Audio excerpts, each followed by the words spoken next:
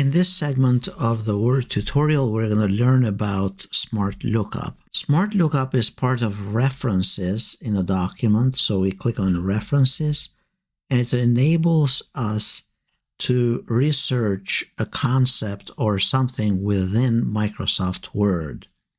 So let's say in this case, we're talking about virtual machines. And let's say we want to know more about virtual machines.